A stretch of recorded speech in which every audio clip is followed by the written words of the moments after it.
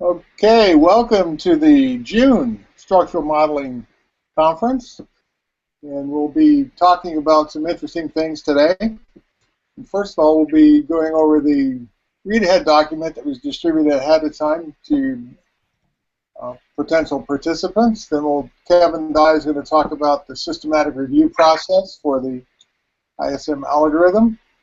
And we'll have some discussion about our future collaborative activities and wrap it up. So there's been some indication that some of the links that we're sending out on the email aren't working. Kevin said he had to go and actually look it up in the Google Hangouts on the air and find it that way to be able to log in. So we'd appreciate any feedback on that from people if they were unable to log in, and we'll see if we can address that somehow. So today we're going to be talking about the read-ahead document that was distributed, and I'll bring that up right now and share it. Let's see, get over here, stop screen sharing, and we'll go here, and we'll bring up the read-ahead documents, which is basically what we're looking at here is our preliminary mapping of natural language relationships to mathematical relation hierarchy. And if we, just a little bit of review, what we're doing is we're mapping the general natural language relationships to specific mathematical relations so that we can establish a commonly understood isomorphism between the mathematics and the natural language that we're using to discover the structure of an unknown system. We've done this using a technique that were initially developed by John Warfield, and those particular techniques we've expanded on a little bit to try to provide a little bit more information about what's going on and make a little more precise the approaches. So we take the three properties of logic. What we've done, we've actually stepped through to a point where we're working with logical properties on the relationships, and we require that each one of the natural language relationships that we address these properties of the logical relations: reflectivity, symmetry, and transitivity. And so we have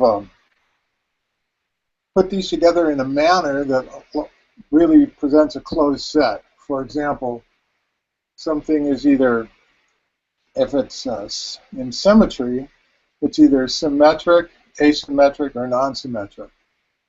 But all relationships are going to fall into one of these.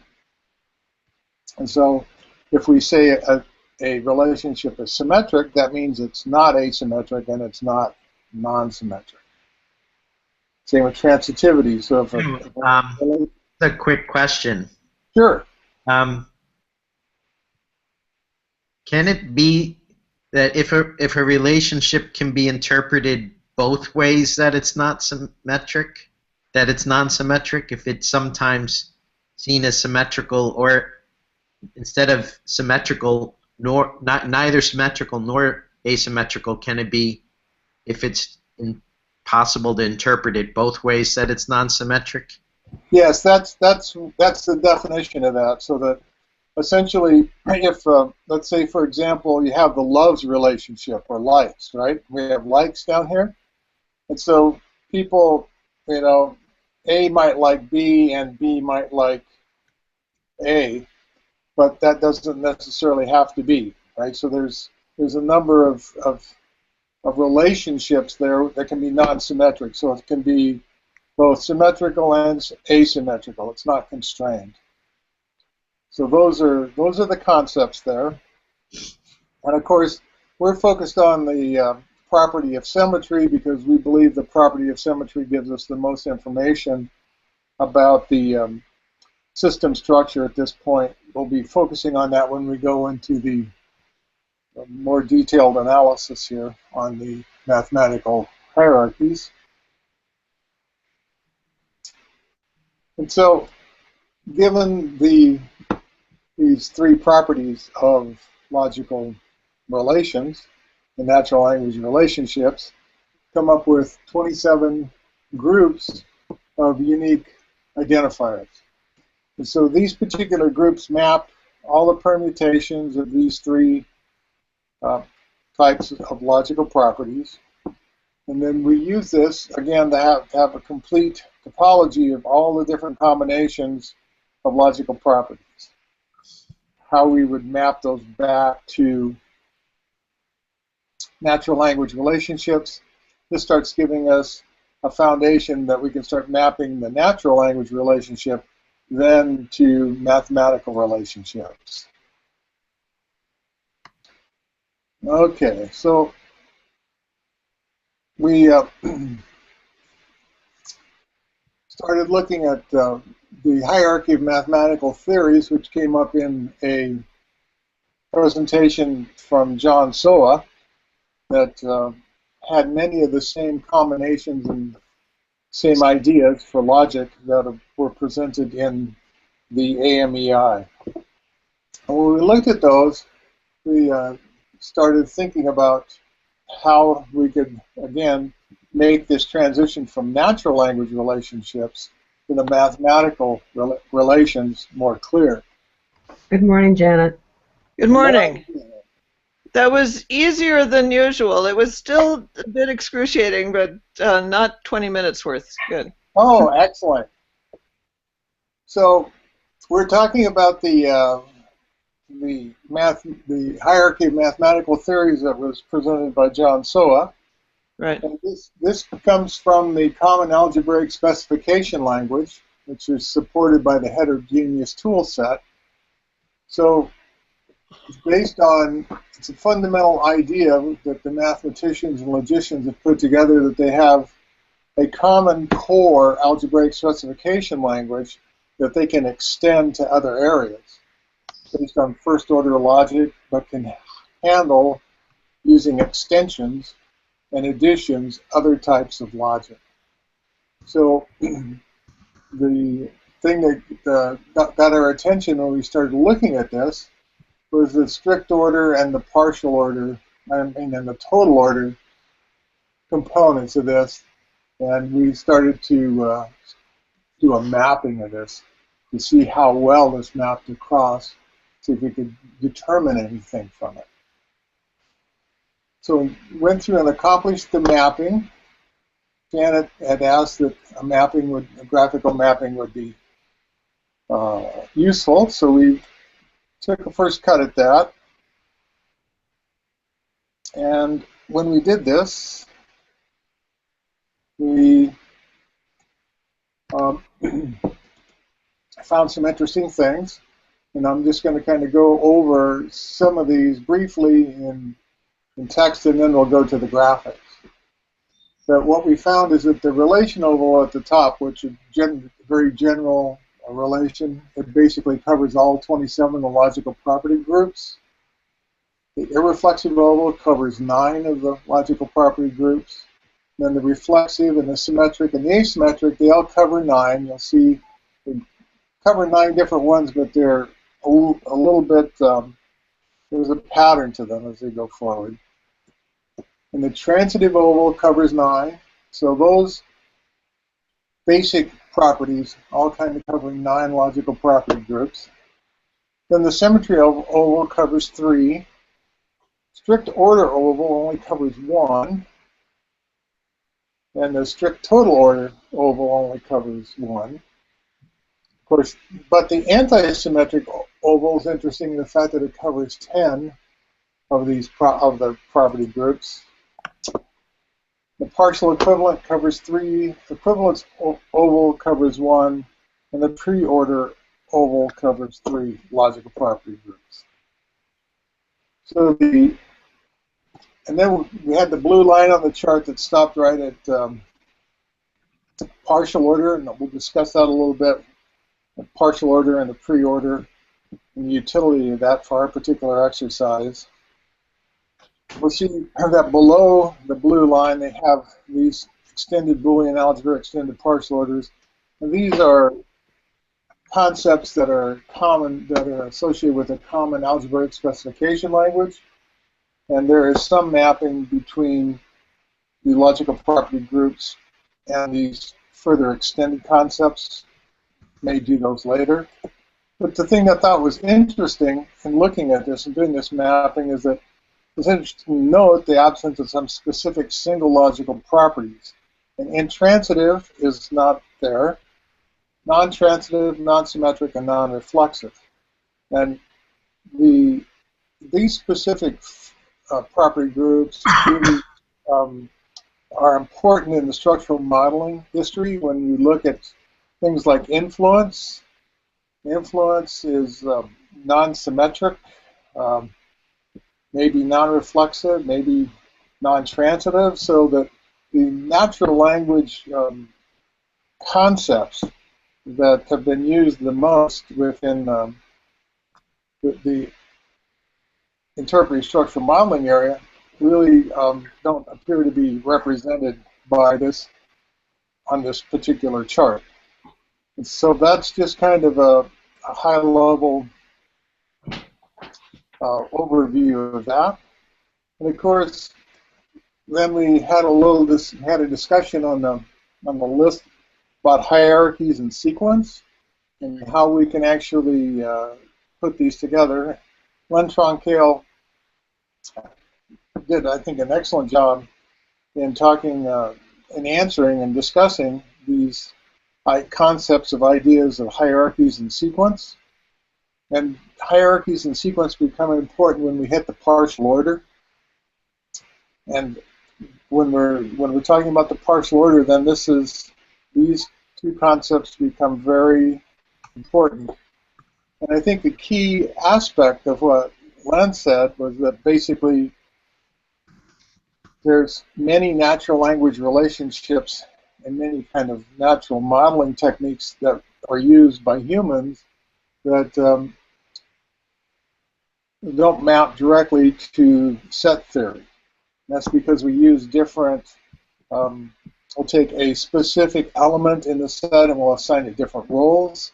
We'll do a number of different things with those specific elements in the set, which are essentially not allowed in set theory. So I think that the upshot of this is that we need to think about start thinking about, well, what type of characteristics of a problem are we going to be able to comfortably fit within set theory, and then what characteristics of a problem are maybe we're going to have to modify a little bit so that we can augment set theory or detach a little bit from set theory to address it in a common systematic way.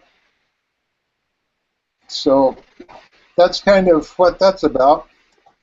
And from Kevin's paper on the systematic review, I thought this was just great. I had to put this up there. It says about Hamming at the Turing Award lecture, where he said that computer scientists, it says, today we stand on each other's feet. And perhaps the central problem we face in all computer science is how we're going to get to the situation where it can build on the top of the work of others rather than redoing so much of it in trivially different ways. Science is supposed to be cumulative, not almost endless duplication of the same kind of things. And it seemed to me in systems science and systems engineering today we deny the fact that others have feet or ground to stand on. And I think that what Kevin has proposed to do a systematic review and look at the literature about the interpretive structural modeling algorithm will give us an opportunity to determine whether or not other people do have feet and whether or not there's ground under their feet. So that will be an excellent exercise. So now let's go to Yeah, Joe, you could share this with the group every now and then. What's that? I think the quotes there, your modification of it. Yeah, yeah. It's I did distribute it. I don't know if that's gonna be our tagline or what, but I thought it was good. I thought it was good. Okay, now I'm going to bring up the what we have now on the graphic mapping that Janet asked for here. We'll kind of walk through that, and it in itself is interesting, I believe anyway. So let's see if I can find it. Come on. There we go. We're going to share now. And then we're going to go right over. Where are you? Come on. Right here. And that's the wrong one. You want to get the right one. There we go. This is the right one here. Okay. So this is basically the chart that shows the common algebraic specification language ovals at the top here. Now we drew this blue line through between pre-order and partial order, and this is an area here I believe is very important. The anti-symmetric relation and the pre-order both go into a partial order, and for mapping structure, this has some fairly interesting implications. It's not showing for some reason. Okay, let me try to click the button that says present to everyone. That might work better. Hmm. There we go. Do you see it now? No, still don't. Okay. Well, it says here that I'm presenting to everyone, so it should take a minute. It did indicate that he was presenting to everyone. Yeah, it indicated presenting to everyone, but now I don't see what you're presenting. Just see your avatar. Okay, well, let's try it again. That's easy. We can always redo it. Start over. We'll go back here. Here. Share. Present to everyone. Huh. It briefly flashes and then goes away. I can see it. You can see it. I can see it as well. Huh. Odd. Maybe it's slow.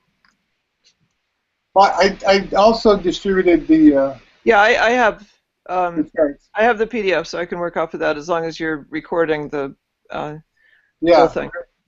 recording it. So what we have here is under the common algebraic specification language in the ovals. At the very top, we have mathematical relations, very general.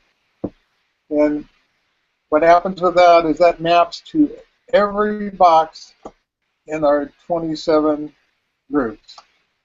And connected to, in the AMEI, that was the connected to relation that we used to demonstrate that a relation can be very non-specific, and we mapped connected to each one of these 27 groups.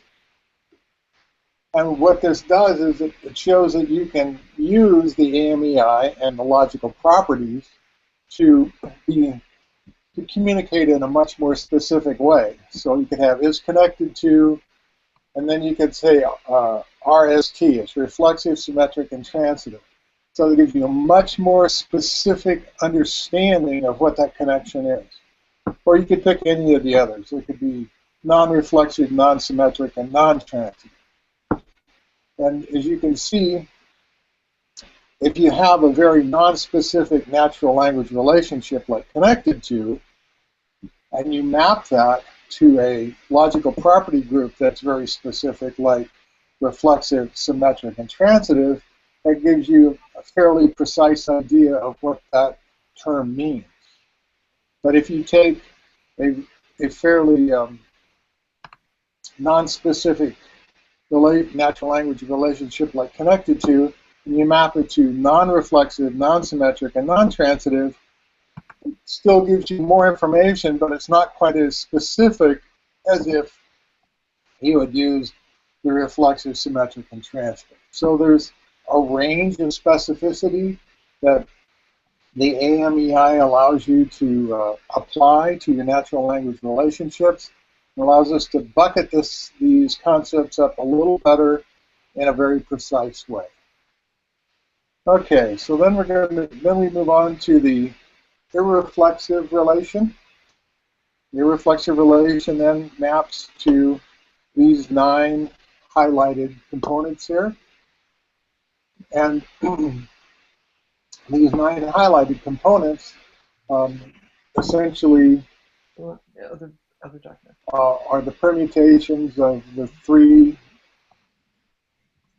logical groups that all have irreflexive contained within them. So again, we have a subset of the 27, and we got a little more specific. We got down to 9, so we have 9 instead of 27 when we go to irreflexive. And these specific 9. Then reflexive.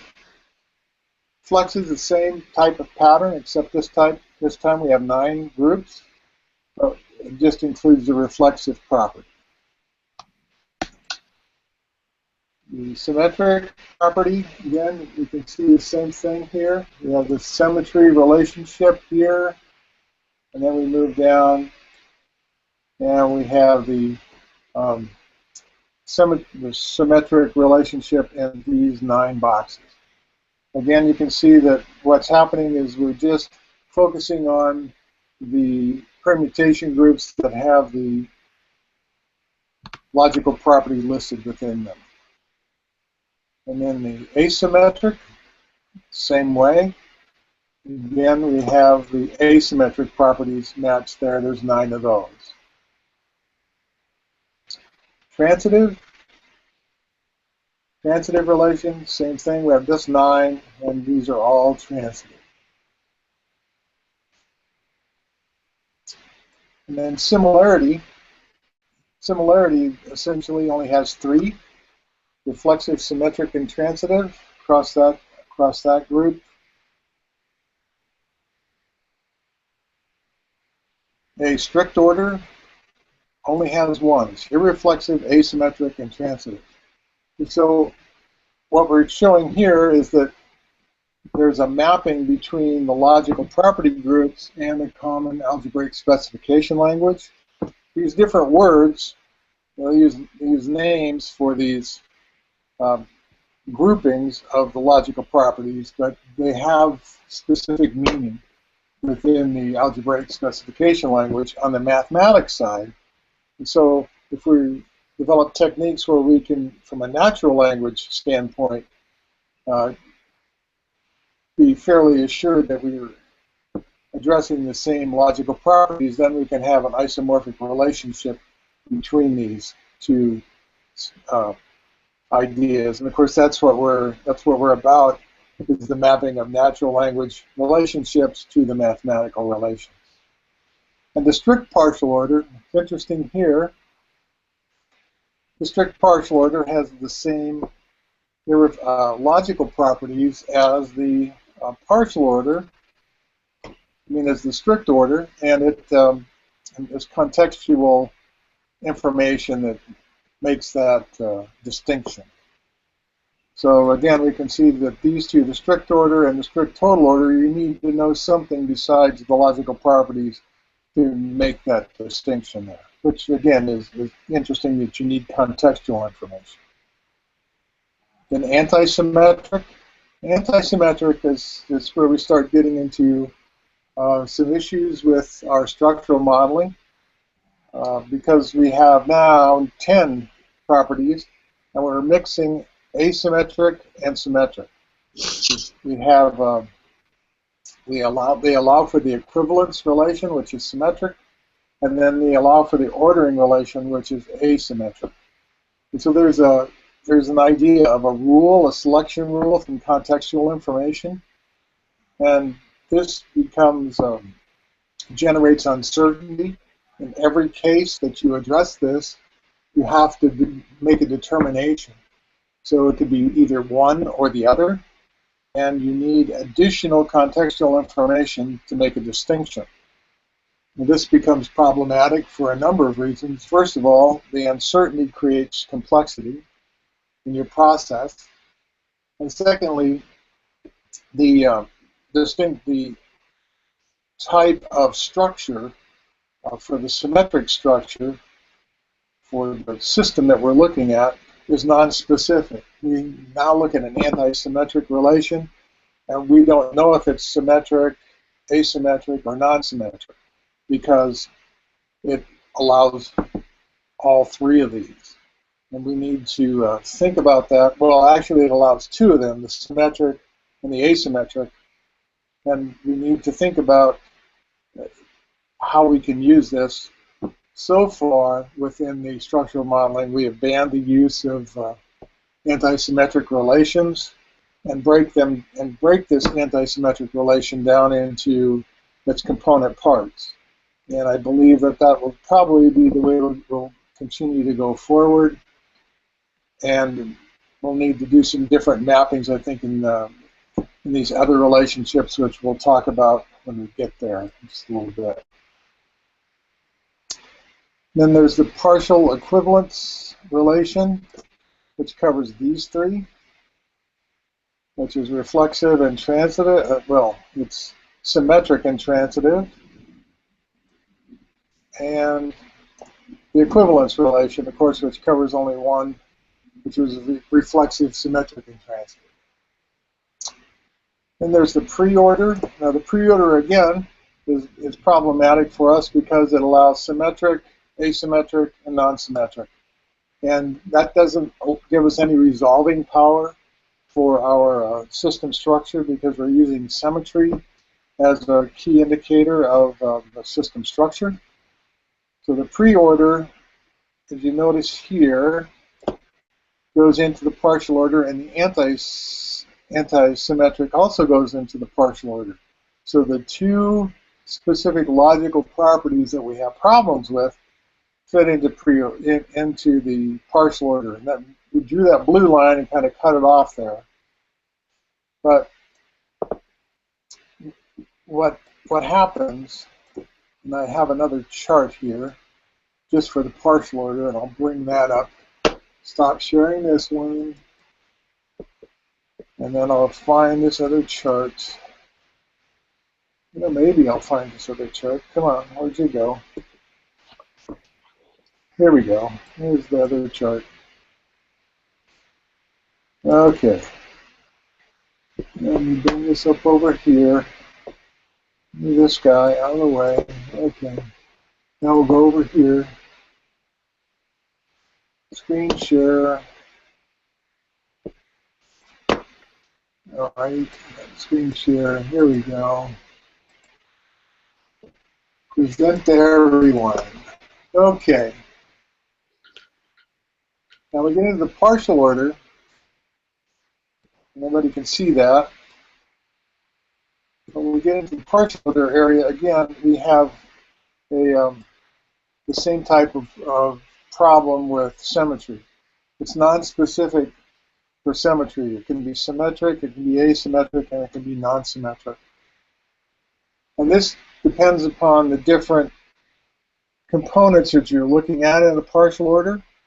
And of course, a partial order is a partially ordered set. And so set theory also kind of impacts these concepts.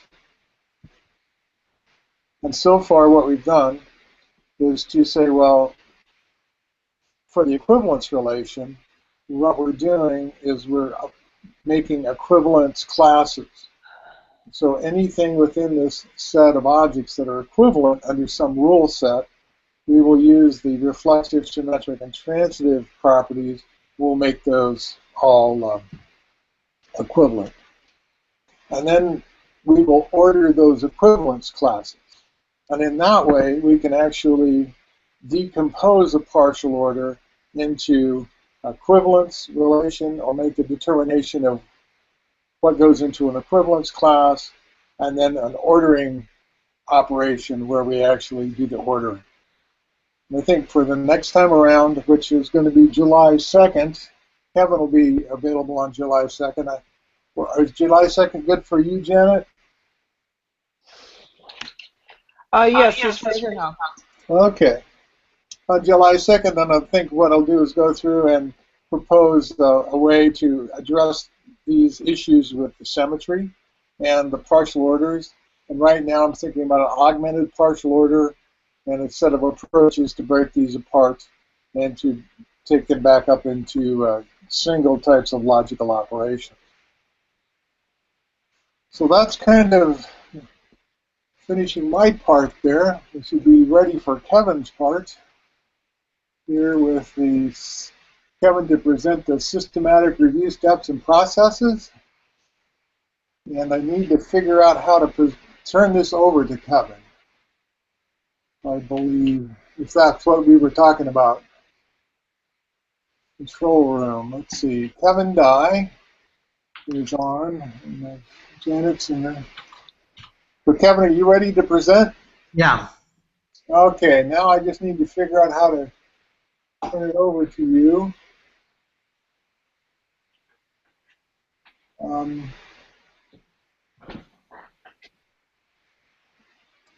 Is it in the control room? I'm looking at the control room right now, and it has microphone, video, and sound. I don't see share controls. It says you're now sharing controls. Okay, it says I have access to the control room now. Right. So maybe I can try screen sharing? Yeah, try that. Okay.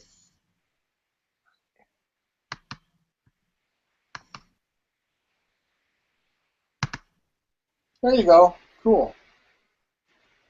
Yay. All right. Can you see that? Yes. I can see it when I don't talk, so I'm going to turn my microphone off. All right. So I'm taking off from what you just presented. I was looking at what Warfield had to say about partial orders in his book Societal Systems, and he has a category that is not on SOA's taxonomy there, which he calls orders. So that's one interesting point. He says a binary relation is called an order provided it is reflexive and transitive, and that both R and its complement R bar are antisymmetric. Not quite sure how that maps into what you're saying. Is it RA? It's at least RAT in your... Right. So it's an order. So you have a partial order and then you have a complete order. And what we should do is basically go ahead and map that out. But it's a relation A over A, right? That's a self-similar. You're relating to yourself. AA, right? It's the same thing. It's the self-mapping.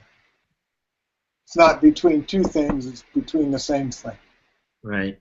Yeah. So anyway, yeah, that's great. That's good. That's excellent. So I just mentioned it because of something I'll come to at the end, but that the notion of order is not on SOA's chart. Right. So the first step in what I was proposing as a way to do a paper for this work is as a systematic review of structural modeling, or more specifically start with interpretive structural modeling. But I think that the work that Joe's been doing also applies to the whole dependency structure matrix family of structural modeling. So now last year on the INCOSE presentation I proposed a test bed which had some statements of objectives, and now I'm adding the systematic review, which I think really needs a test bed to do it. So it's kind of a there's been a long evolution of thought. And I have a list I've collected up over the past couple of years that we've been working on this on the next page. But before I polluted your thoughts about it, I thought I'd put that to Janet first, of what she feels is the purpose of doing what we're doing, because that broader thing should be a purpose of the systematic review that we do. You mean why we're doing this, comparing these taxonomies? Yeah, and the broader import of what you think is of value to the system science community, for example. Because Joe and I have been thinking about it quite a lot, and we have things that are ready to express, but I wanted to try to get some fresh perspective that might not be on our lists. Uh-huh. Well, I think it comes down to what you said last week, which is that and what Joe has in the quote there at the end, that people keep reinventing things because they build on top of each other's work, and because of slight differences in terminology, as you're pointing out, their order is not on Zoa's chart, and that throws people. So we need to find a way by specifying more systematically what the structure is of these different modeling concepts in natural language graphs and matrices, so that because the graphs and matrices should be a way for people to realize that they're using different terms for the same thing. It's a question of getting a standardized foundation, I guess, to prevent reinventing the wheel. That's what one would hope. Now, I think, because I agree with the quote there, that that's the most serious problem facing system sciences, that people can't, and systems engineering, that people can't build on top of each other's work, and they spend a lot of time arguing. The more aspirational goals that Yannis talks about, of wanting to be able to have the online tool where people can work together and do the ISM. That's also a goal, but to me that's secondary to clarifying these foundational issues. Okay, thank you. That was great. I have a bunch of notes about how you express that. Okay. And maybe pieces of that are in the page that I have. And Joe, maybe Mary, we don't so rarely hear Mary's voice. It's because I stay muted most of the time. What is your question, Kevin? How do you see the purpose, the bigger purpose of what you and Joe have been working on or been talking about with us?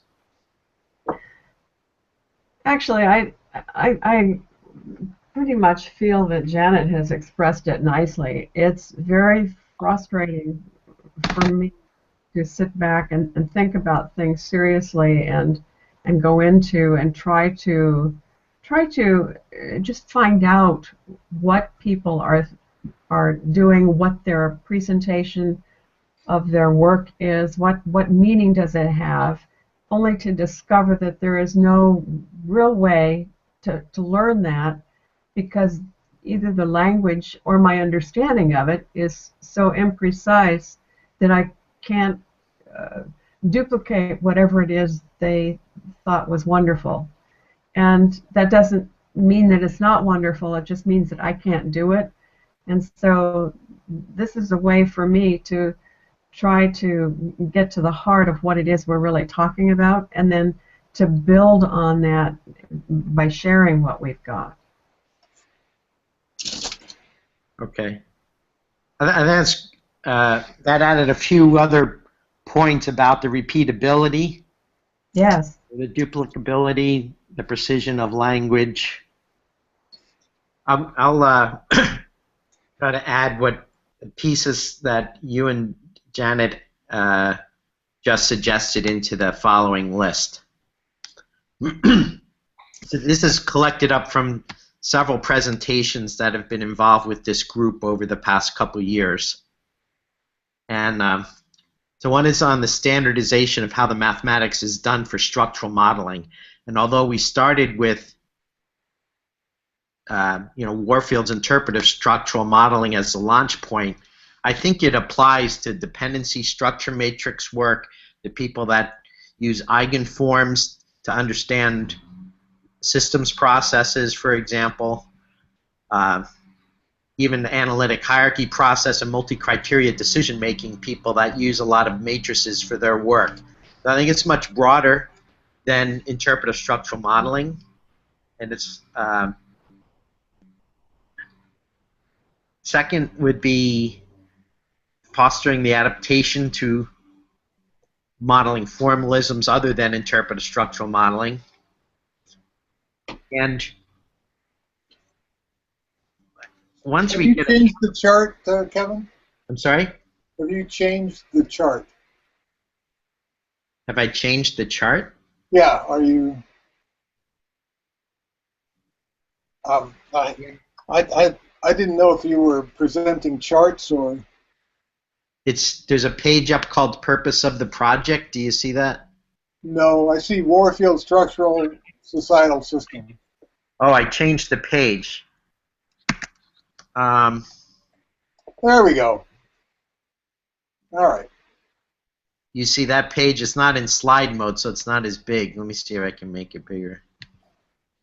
So it doesn't accept the page change in the slide mode, huh? You can see it now, though. I can see it now. I can see it now. It's great. Yes, can see it. So, so getting kind of the mathematics under control is a first step, and it's kind of the step that everyone peters out at that has developed algorithms. And I identified about 20 different implementations of interpretive structural modeling, for example, in the literature, where people have created code. And they put all their time into the algorithm and trying to hammer that out. And most recently it's been done by Yannis's group in Cyprus. And he actually spent a couple years on it, starting from he even coded his own matrix manipulation packages. So it would run on a phone, which was not necessary because there's Octal, for example, runs on a phone. But I kept telling him there's off-the-shelf stuff for that, but he wanted to do his own as an educational thing for his programmers. But they put these efforts take so much of the limited resources. These are typically everybody that's done an implementation. It's very small teams of one person or a very small group of people that work on it. They never get to the front-end language, ontologies, the psychology of the natural language use. And so what I see as kind of a big picture vision is people would stop pouring resources into the underlying mathematics and focus on the natural language aspects and then tuning it to specific applications. So the other, I think that would act also to connect the isolated practitioners. If you look at the resources committed to doing systems modeling or structural modeling compared to a word processor, yeah. A word processor has thousands of people work on it at Microsoft, but structural modeling and systems modeling has 1 to 3 people at a time. And so connecting these isolated groups, building some little more critical mass of collaboration is the idea. So I think that would eventually lead to a consolidation of codes or the formation of a new platform. And Joe's already building on top of Sage, and I think it's possible to build on top of other matrix platforms, but there's a new layer on top of that, and then the thing that goes on top of that is how we work with the natural language.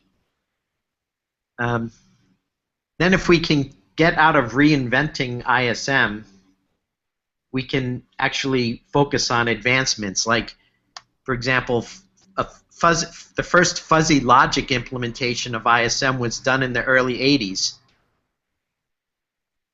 And there hasn't been a lot of advancement beyond that since then. So it's it's kind of crazy. But I think part of it is because when people go to want to do, developers go to do their own ISM, and they put their own name on it, but they don't really advance the actual algorithm in most of the time, is that I've seen. So I think another aspect is, besides the code, is enabling exchange of models that have been developed. So there's to have a standard interchange format for structural modeling, which comes down to standard matrix formats. And then we can start to have repositories and reusability. So for example, if a community does a project, structural modeling its action plan to address climate change at the community level, then another community could borrow that and build on it or specialize it if they could share it. But even if there's a structural modeling practitioner in that second community, the likelihood is they're using a different code, and you can't just reuse it. And I think if we get to that level, then we can improve evaluation metrics and case records of structural modeling. There's no repository for this work that I know of.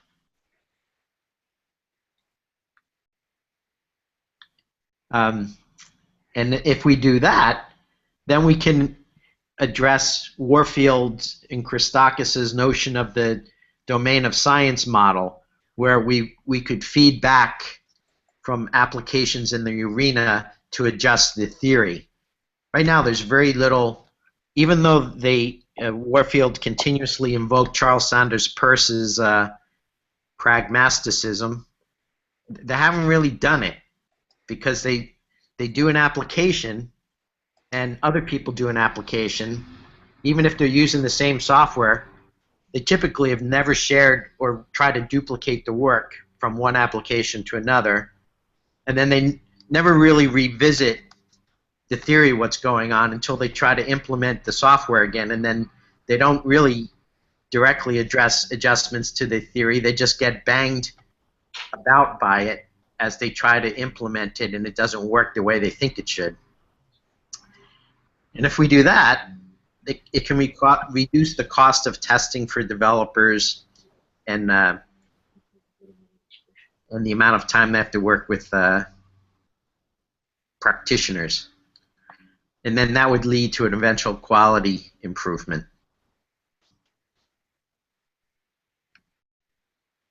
And then one of the goals of Yannis is to be able to do scalable applications. So to be able to have multiple structural modelers interacting with the same database would be if you wanted to have thousands of people interacting with the same database and you need multiple facilitators, that's one of this kind of standardization is necessary for that type of thing. So that's my list. Kevin, I have a question. You presented it and you called it a list, but as you were working your way down through it, you were basically saying, and then if we can do that, then we can go here. And so you almost have turned this into a sequence, at least in my thinking. Was that unintended, or is that kind of the way you think of it? Um,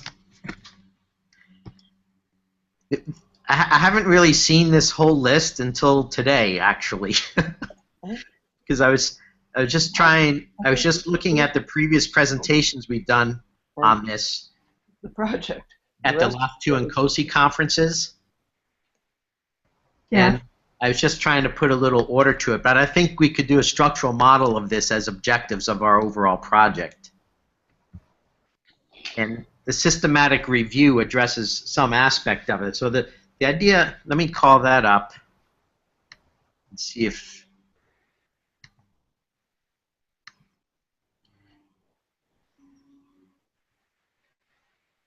Do you see the template for a systematic literature review? No. Huh. All right, let me see how to do that. Maybe I have to go back into screen share. Yeah, you do. And pick up the...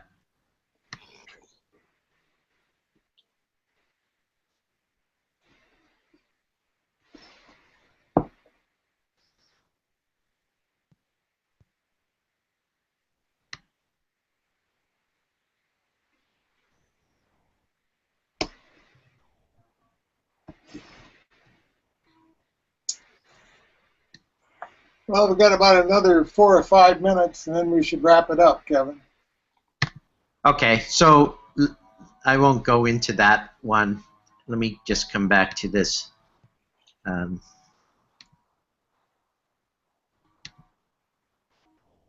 you see the purpose of the project again? No. Oh, what do you see? I see your avatar. Oh, Clicking the screen share. does that work? Purpose of the project? No. Oh, yeah, there it is. Yes. So, do you have any questions about that? The first step in doing a systematic review, and the idea is we'd look at the publications on ISM, create a collection of the models, and see, what the critique is from this standpoint of the work that Joe's done. Well, Kevin, I think that listening to your presentation, I think it's great. And when you're talking about going back to the mathematics, Warfield and Stewart, the fellow who did design structured matrices, they did similar papers back in the 50s and 60s, and at similar areas for modeling. So if you want to drive all the way back to that, I think that's a really good area to look at. And I think it's you have to go back to those papers to see the key discriminator where I think the mathematics split. Then the other part, when you step back away from the specific mathematics and the matrices, and you talk about the utilization, Derek Hitchens in England, in some of his work, did very interesting amalgamation of these matrix theories, n-squared charts, DSM, ISM, the other Sadi's work, and he put those all together in a way that was extremely interesting, so that there's, like those two levels, but that's a lot of literature. But I think we need to, decide where we're going to focus, and I have a number of books that I think show, and other publications that show some of the areas where these algorithms split at the mathematics level and the application level. So that might be a good place to start. Yeah, I think so. And I think most of the publications that you see come from, like most of the publications that come out of India probably came out of the way they were doing something at Tata. And there was kind of one guy that learned it from Warfield and then did his particular bent on it. And Right. I think... So you can, it's after you can. I think there's almost different dialects now that you can pick up when you know what the criteria for those dialects are. Yeah. But I think fundamentally, going back and looking at the Stewart's work and Warfield's work, and I believe that they actually reference each other's papers back in those days. And so it's an interesting approach. So yeah, why don't so in the systematic review, I think the first decision to make was what are we going to review? I have a question about the purpose of the project list there again, if you can bring it up. I don't know if you can bring it up while I'm talking. I thought it was Up right There, now. okay. Yeah, okay. Let's see. No, well, let's see. I see it and then it flashes away. Anyway, to me it seems like the top few, the top 1 through 4, I'm not sure, are the key to enabling the rest of the list. And I'm not sure, is the basic structural modeling label only used for ISM, for the mathematics that goes into ISM, or can that be applied to this broader set of what the eigenforms and DSM and stuff like that? Yes, it can. The basic structural modeling came out of the publication, a monograph out of Battelle that Warfield wrote, and so essentially he said structural modeling has the two components: the basic structural modeling, which is the mathematics, interpretive structural modeling, which is the application. And the book that he wrote at Battelle, he said, I'm only going to focus on matrix forms here. He said there's other forms. There are all kinds of other forms. So the basic structural modeling goes on over all the math. Okay, so then, so clarifying the BSM and standardizing is really key to enabling the rest of that list.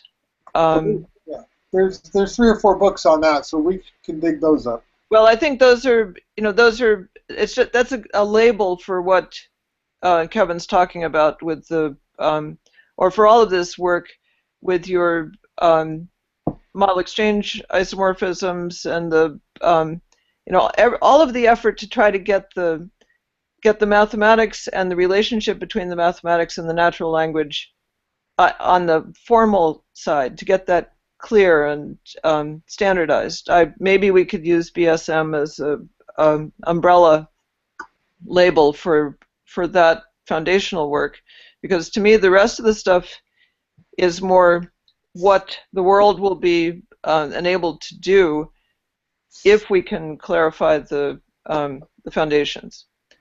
Excellent. Yeah, I think that's true. And the unfortunate part, Janet, is that when that monograph that was reviewed by that Warfield wrote at Battelle was reviewed by Andy Sage, and then Warfield always said Andy miscopied his work and then published it, and so there was immediately the Battelle monograph was held at Battelle, and it wasn't published very much.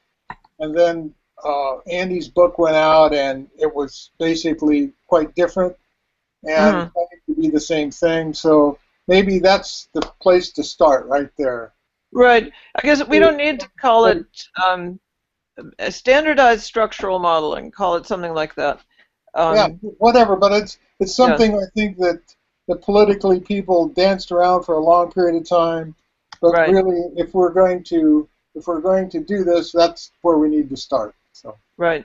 We're getting close to the end now, so I just want to suggest you had as next on your agenda to talk about the future. Right. I just want to suggest that in August, we begin a discussion of a specific natural language relation or specific family of relations called part-whole relations. Okay, neurology, right? Yep. So that because that's a fundamental to doing systems modeling is part-whole relationships. Good. I had done a literature review on this, and it's addressed in a lot of different fields. And a starting point for August would be to go over what's called the ground or core mereology, which Okay. is the set theoretic implementation of parthood. Sounds good. So we're at the end of our hour here. Yeah. I'd like to keep pretty close watch on the time. I'd like to have you distribute these charts, if you would, Kevin, to the list, and we'll get together on July 2nd. Sounds good. That's good.